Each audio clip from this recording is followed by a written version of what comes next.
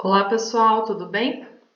Hoje nós vamos falar um pouquinho sobre a capacidade calorífica dos gases e um pouco mais sobre a expansão adiabática quase estática. Então, sobre capacidade calorífica, na verdade nós já falamos um pouquinho anteriormente, né? Só que nós não tratamos no caso específico de gases, tá? Então, por isso hoje, né, a gente vai continuar aí abordando esse assunto. Então, quando a gente está falando da determinação da capacidade calorífica, né, de uma substância qualquer, é importante fazer essa determinação porque essa quantidade vai proporcionar informações sobre a energia interna dessa substância, né?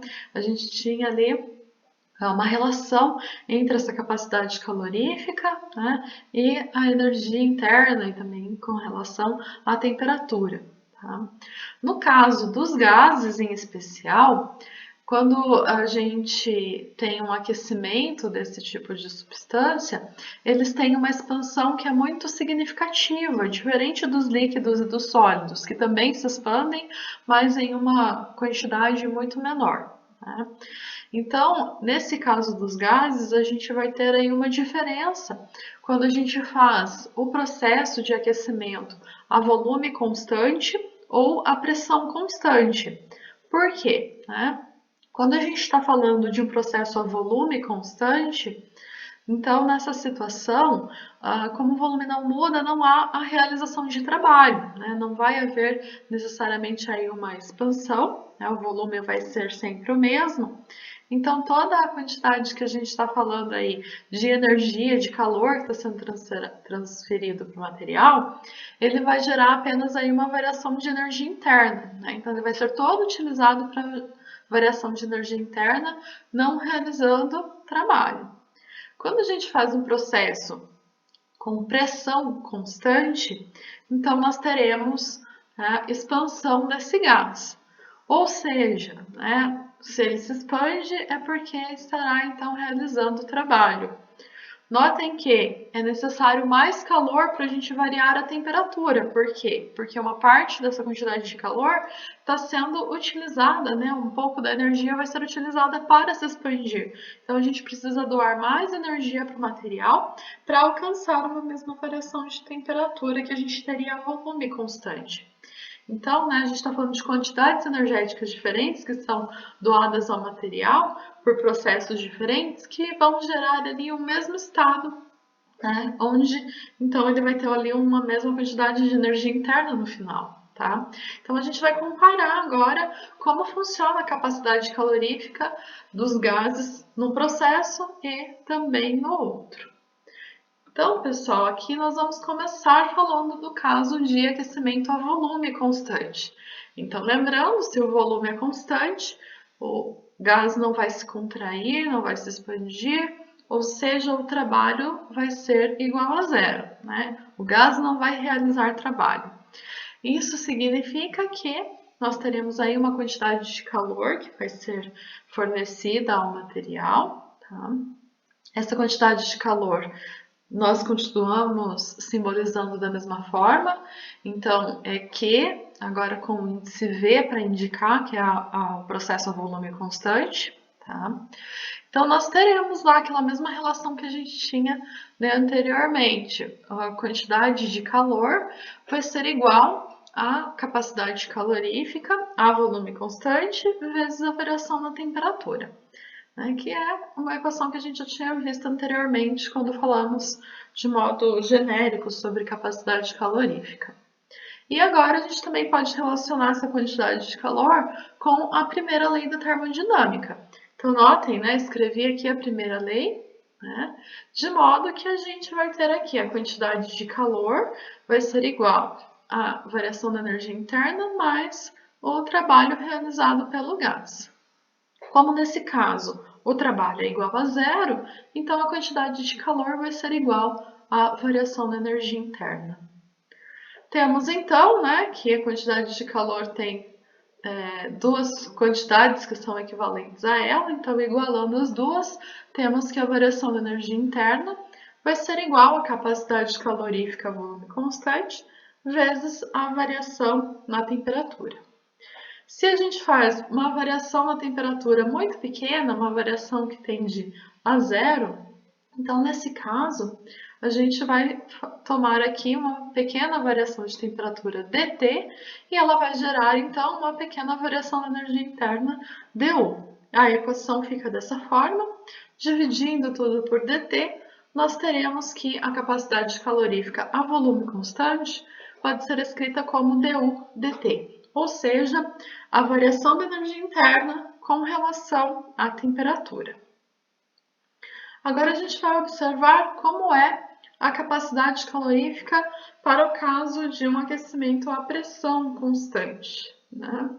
Então, nesse caso, nós temos aqui a mesma relação que a gente tinha anteriormente entre calor, capacidade térmica e temperatura. Agora o índice P, né, para indicar que é a pressão constante. E novamente eu vou relacionar também essa quantidade de calor com a primeira lei da termodinâmica, Q igual a ΔU mais W. Agora que a gente está trabalhando com relação à pressão constante, podemos ter tanto a realização de trabalho quanto a variação de energia interna. Então, nenhuma dessas quantidades agora vai ser igual a zero, né? Notem que quando a gente está fazendo aqui o cálculo do trabalho para um processo isobárico, né, um processo a pressão constante, nós temos que o trabalho realizado é igual a P vezes ΔV, né, a pressão, que é constante, vezes a variação no volume. Então, aqui eu fiz a substituição, né, apenas do W por P vezes ΔV, e também vou substituir aqui a quantidade de calor por C ΔT. Então, nós temos que a capacidade, a pressão constante vezes a variação de temperatura, que é esse valor de Q, é igual a toda essa quantidade aqui, ΔU, né, a variação da energia interna, mais a pressão vezes a variação no volume. Se essa variação, se essa transformação for infinitesimal, então nós teremos aqui uma pequena variação da temperatura que vai gerar uma pequena variação da energia interna e uma pequena variação no volume. Então essa, né, é a equação que vai relacionar para a gente, então, aqui o calor específico, a pressão constante com as demais quantidades. Outra coisa que a gente pode fazer aqui é lembrar um pouquinho do que eu tinha dito para vocês anteriormente, do trabalho do Mayer, né, que ele conseguiu, então, relacionar calor como sendo uma forma de energia, estudando exatamente a subtração, né, do calor, da capacidade calorífica, a pressão constante e a volume constante. Então, a gente vai fazer isso, né, para poder comparar essas duas quantidades. Então, vou fazer aqui a diferença entre as capacidades caloríficas.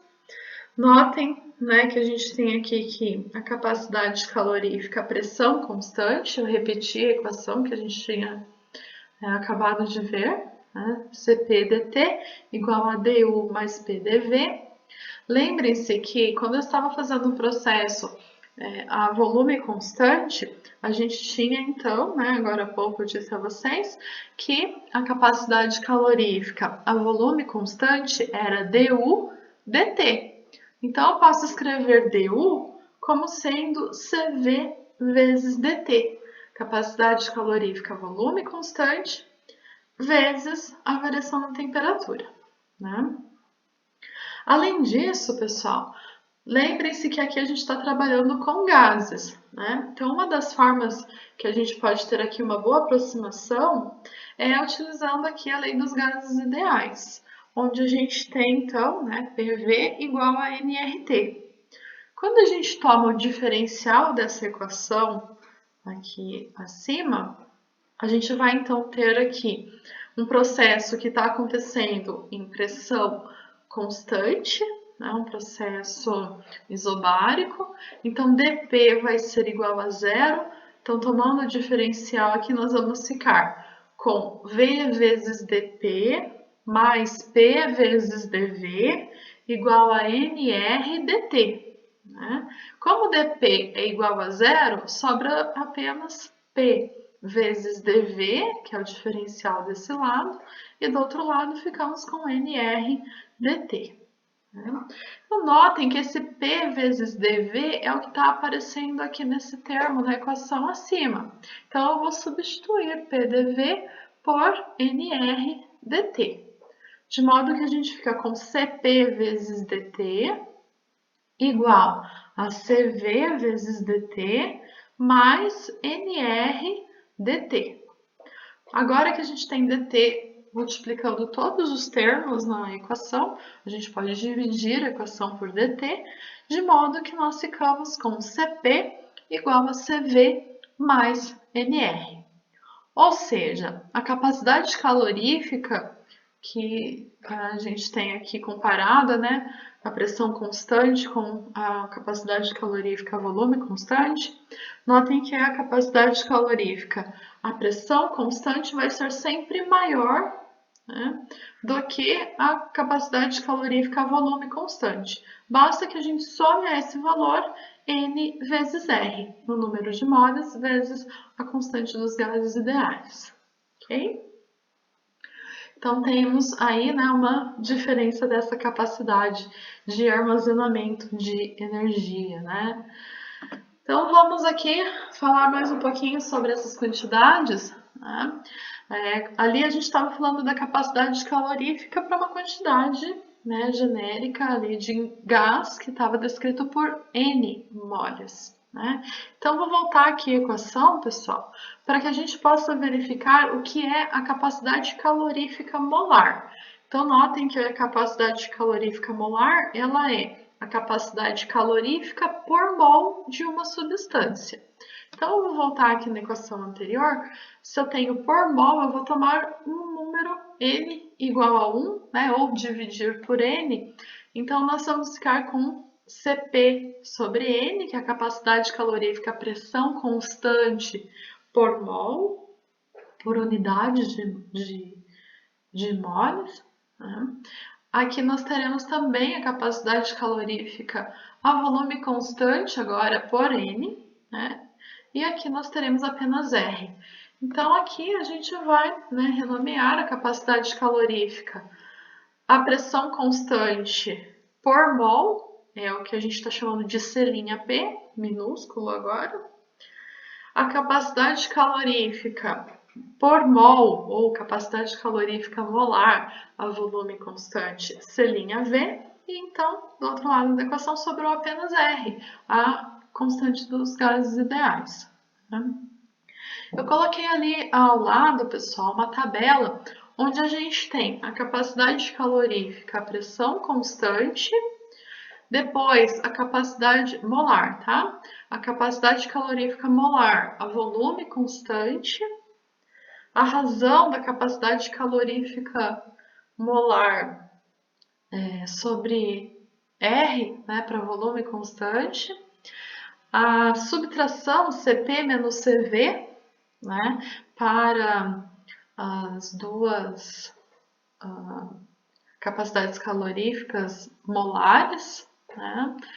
Então, notem que Cp menos Cv, né, deve ser aproximadamente aqui o valor de R.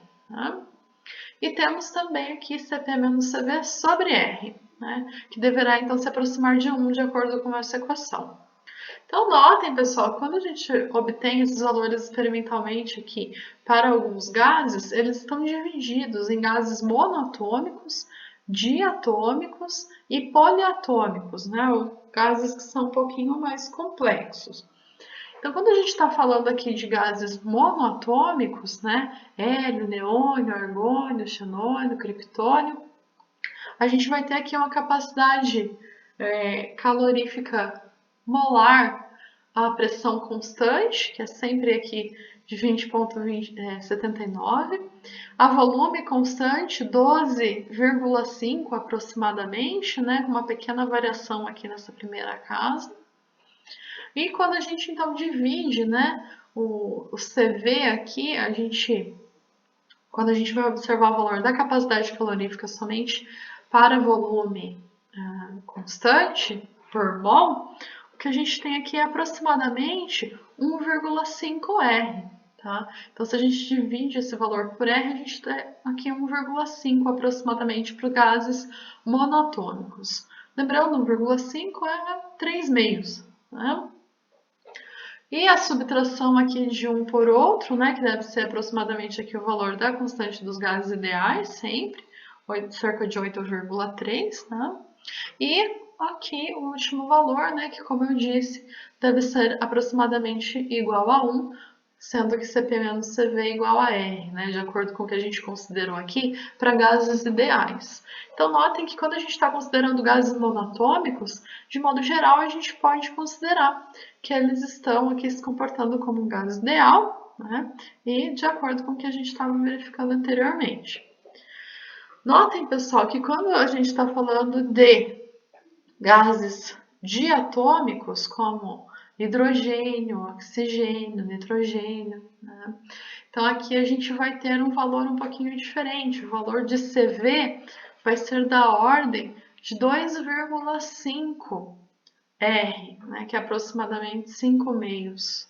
Tá? E para gases que têm um valor maior, né, de moléculas aí na sua estrutura, não necessariamente o número de moléculas, estou falando da constituição da molécula, tá? Então, quando a gente tem aqui moléculas um pouco mais complexas, esses valores eles passam de 2,5, né? Quando a gente está falando aqui do valor de CV sobre R, tá? Então, aqui a gente vai observar esses valores, tá? Quando a gente está falando para um gás aqui que tem N moles de um gás ideal, vocês devem lembrar que a gente relacionou a temperatura com a energia cinética de translação dessas moléculas, né?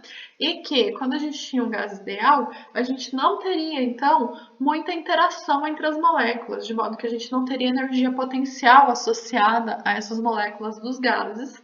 Então, a energia interna seria toda constituída por energia cinética. Né? Então, lembrando que a gente poderia, nesse caso, escrever a energia interna como sendo 3 meios de NR vezes T. Então, se a gente lembra aqui que a capacidade calorífica, a gente viu agora há pouco que ela é a volume constante escrita como du dt, derivando, a gente fica com 3 meios de NR. Né? Então, se a gente tem aqui apenas N igual a 1, nós vamos ficar com 3 meios de R, 3 meios é 1,5, tá? Que é aproximadamente aquilo que a gente obtém, né, experimentalmente. E a capacidade calorífica, a pressão constante, então lembrando que ela é CV mais o meio de NR, então se a gente tem aqui 3 meios de NR mais NR, ficamos com 5 meios de NR. Né? Então aqui a gente vai ter uma capacidade de CP, né, de 5 meios de NR, de acordo com o que foi observado aqui nessa tabela. Tá? Além disso, pessoal, agora que a gente já verificou, né, quais são as relações aí entre as capacidades caloríficas, a gente também vai precisar utilizar esses valores quando a gente está estudando um tipo de processo termodinâmico em especial.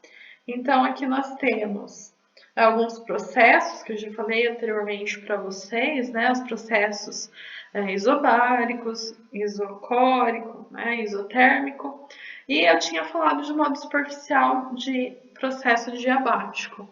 Quando a gente está falando de um processo adiabático, qual é a característica desse tipo de processo? A característica é que não deve haver trocas entre o sistema e o exterior. Então, não deve ter trocas térmicas, trocas de calor, né? Que é igual a zero quando a gente está considerando um processo adiabático. E existem duas formas de fazer isso. Uma forma mantendo o sistema muito bem isolado termicamente e outra forma fazer com que esse processo ocorra tão rápido, mas tão rápido, de que não dá tempo de ter troca térmica através de uma parede, por exemplo, né, de uma superfície. Então, quando a gente está falando de um processo que ocorre de modo muito rápido, o que a gente tem de conhecimento é apenas o estado inicial e o estado final. A gente desconhece qual é o valor, né, qual é a forma do processo em si, quais os estados que esse gás está passando até chegar no estado final.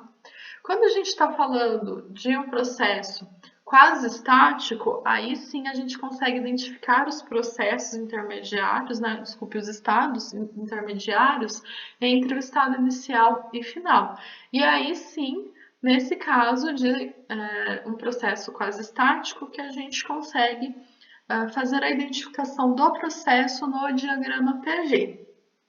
Então, eu vou considerar agora o caso de uma expansão quase estática adiabática de um gás. Então, nesse tipo de situação, a gente vai ter aqui, né, um isolamento térmico de modo que não vão haver trocas, né, de calor.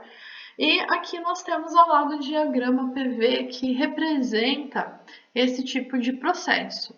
Então, notem que a gente tem aqui os eixos, né, que determinam o que é um diagrama PV, e aqui nós temos o que é chamado de isoterma. Então, lembra que eu falei para vocês sobre processos isotérmicos, né? Processos isotérmicos eram curvas que estavam relacionadas a pressão e volume, mantendo sempre a temperatura constante. E tinha aquela curva, né, numa forma muito específica. Então, para cada temperatura, a gente pode considerar que a gente vai ter uma isoterma, né, que é essa curva que representa então a pressão e o volume para uma determinada temperatura nesse diagrama. Então, temos aqui uma isoterma referente a uma temperatura T1, que então teremos uma pressão P1 e um volume V1. E temos aqui uma outra isoterma que tem aqui que está relacionada com a temperatura T2. Logo, ela tem aqui, né, nesse ponto, é um estado que está representado pela pressão P2 e volume V2. Então, quando a gente está falando de um processo que é, aqui nesse caso, uma expansão adiabática, o que nós teremos é uma curva que vai aqui sair de um ponto que pertence a uma isoterma e chegar a um outro ponto que pertence a outra isoterma, fazendo uma curva nessa forma. Tá? Então, agora a gente vai fazer a análise, né, dessa forma da curva, verificar quais as relações aí de pressão, volume e também o cálculo do trabalho, né? Então, lembrando, no diagrama PV, a gente calcula aqui o trabalho como sendo a área sobre a curva, né, referente ao processo termodinâmico. Então, aqui a gente também vai verificar como fazer esse cálculo. Então, vamos lá. Vamos imaginar que a gente tem aqui uma expansão adiabática de um gás contra um pistão móvel, né? Então, a gente tem ali a realização de uma determinada quantidade de trabalho e como essa expansão está ocorrendo de modo adiabático, dq, né, a quantidade de calor trocada, vai ser igual a zero. Então, eu vou reescrever aqui a primeira lei da termodinâmica. dq igual a du mais dw. Escrevi na forma infinitesimal. Tá? Então, lembrando que du poderia ser escrito como a capacidade calorífica a volume constante vezes dt, e o trabalho, né, ele vai ser escrito como P vezes dV. Né? Essa quantidade infinitesimal de trabalho está relacionada com essa pequena variação no volume. E essa soma é igual a dq, que no processo adiabático é igual a zero.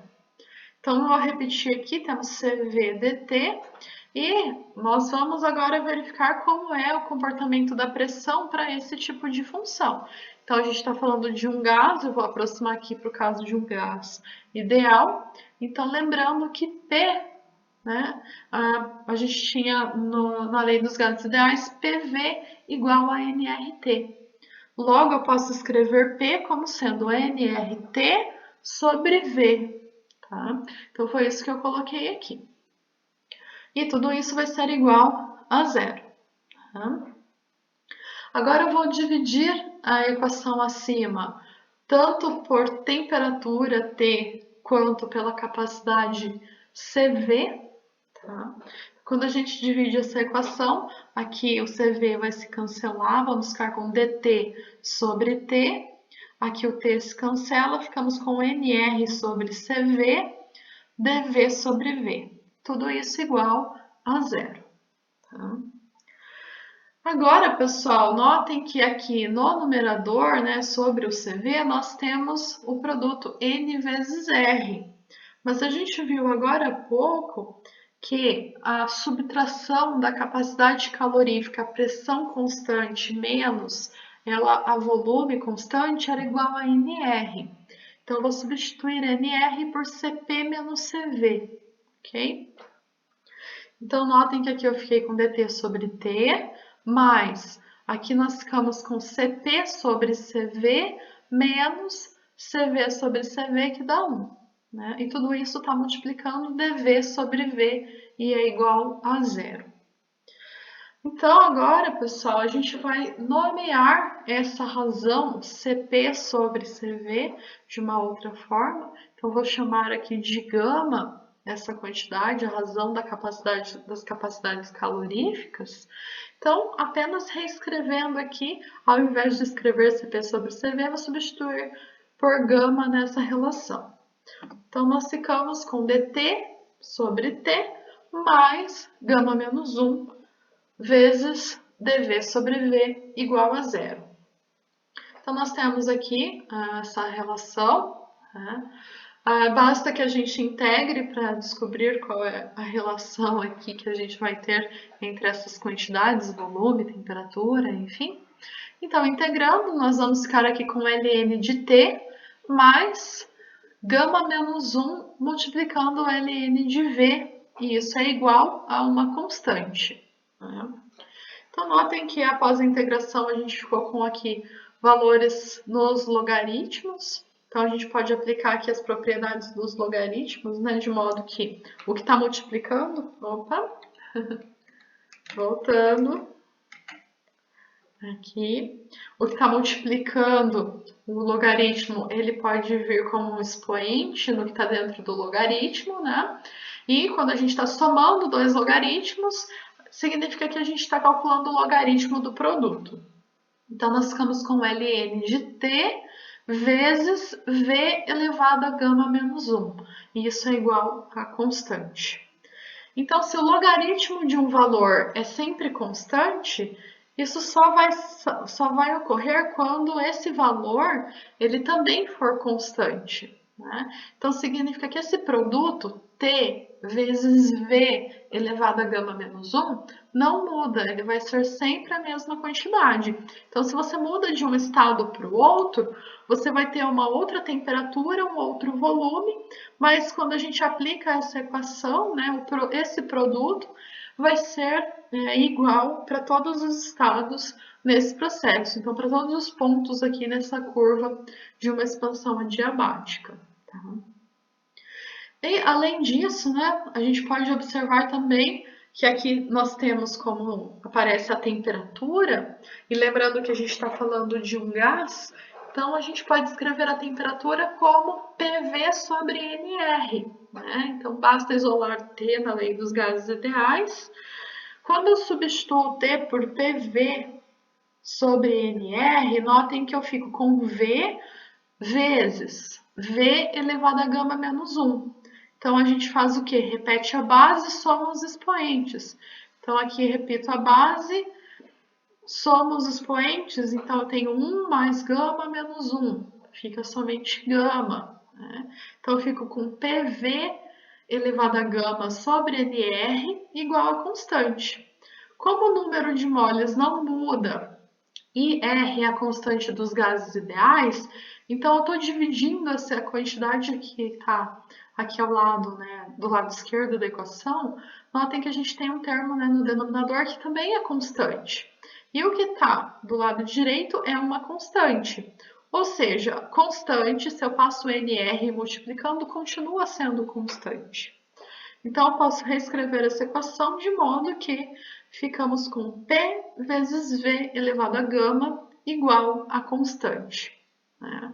Então, se eu pego um estado qualquer aqui, por exemplo, P1 com um volume V1, né? Então, P1 vezes V1 elevado a gama vai ser igual a essa relação num outro ponto. Então, se eu pego aqui esse ponto P2, nós teremos também a igualdade com P2 vezes V2 elevado a gama. É constante para todos os pontos que pertencem a esse processo, a essa transformação adiabática. Ok? Então, aqui, pessoal, a gente já sabe quais essas relações, né? O que vai se manter constante, como que a gente pode calcular uma relação referente a um estado, sabendo de um outro estado prévio, né? Aqui também falta a gente identificar como é a obtenção do trabalho realizado numa expansão adiabática. Então, aqui a gente vai calcular o trabalho dessa expansão como, né? Lembrem-se que a gente tem a primeira lei da termodinâmica, que relaciona dQ com dW e dU. Né? Como a expansão é adiabática, novamente, lembro que dQ é igual a zero. Isso significa que dW é igual a menos dU. Então, a gente vai relacionar a variação da energia interna com a quantidade de trabalho. Tá? E aqui a gente, então, né, vai reescrever essa quantidade de dU. Então, eu lembro para vocês novamente que a gente viu ali era que o calor, a capacidade calorífica, a volume constante, ela era dU dt. Então, eu posso escrever dU como sendo CV dt. Logo, essa quantidade está relacionada, né, uma pequena variação da temperatura com uma pequena quantidade de trabalho. Assim, o trabalho adiabático em todo o processo, para obtê-lo, basta fazer a integral de dW. Né? Como dW é menos CVdt, então eu vou integrar menos CVdt. Integrando, CV é constante, então ficamos com menos CV.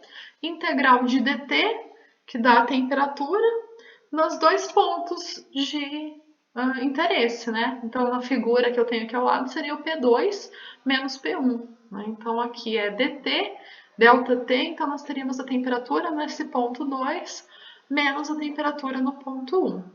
Então, essa é a relação para a gente calcular o trabalho, se a gente conhece essas quantidades.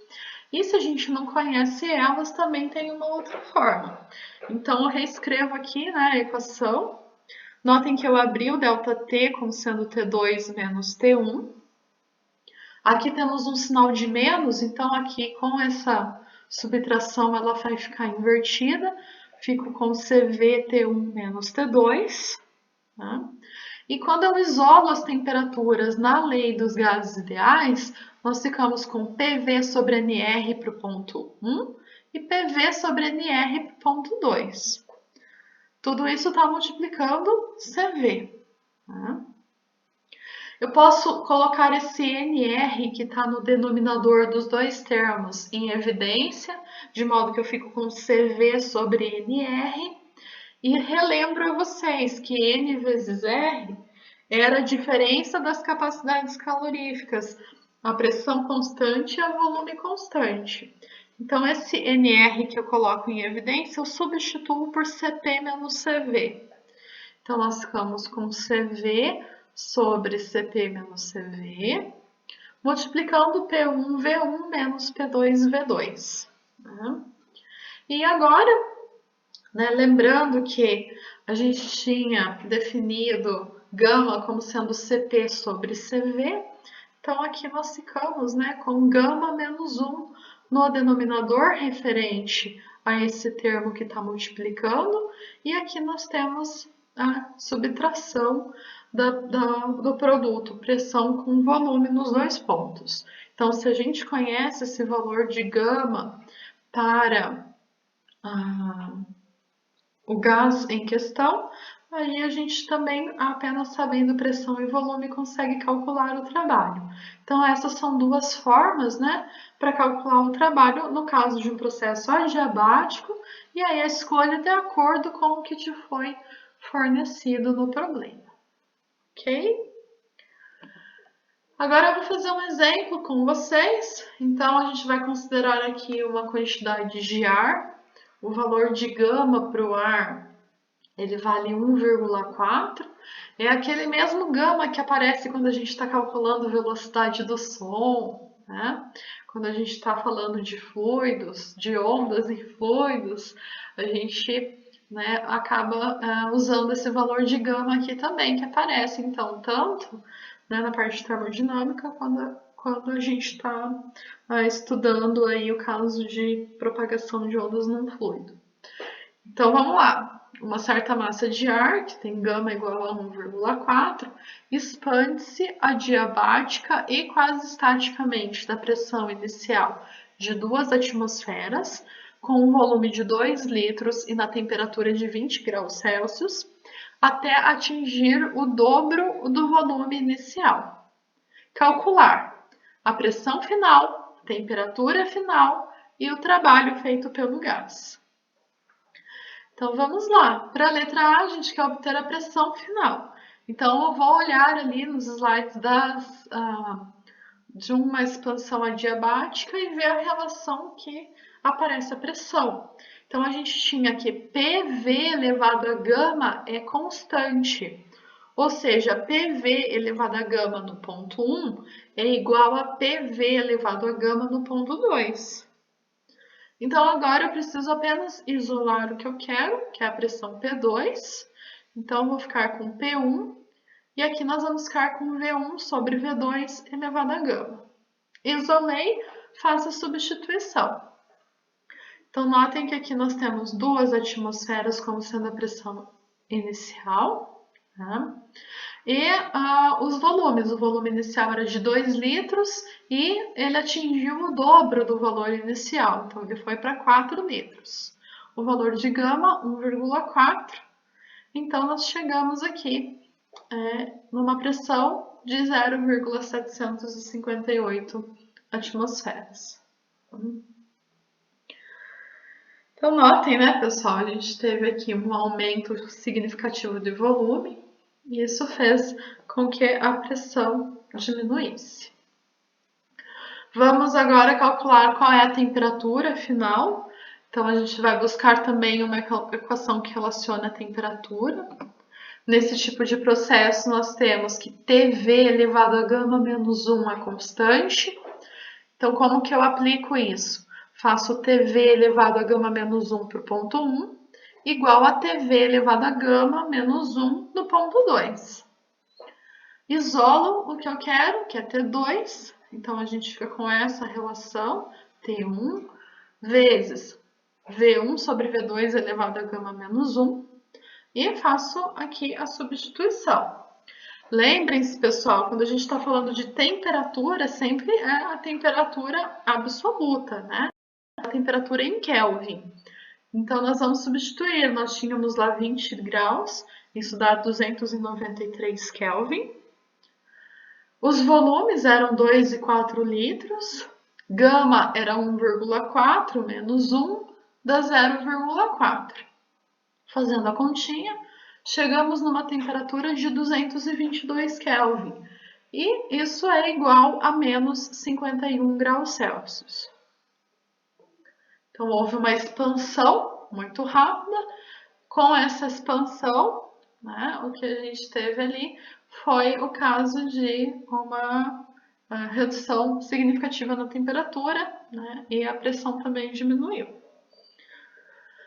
Temos então aqui na letra C o cálculo do trabalho, né, então trabalho adiabático. Aí a gente pode escolher qual das duas relações a gente tem. Então, notem que foi fornecido já o valor de gama, pressão, volume.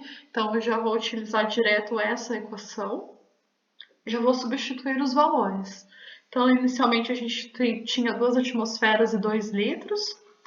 Depois, a pressão a gente calculou na letra A, que era 0,758 atm.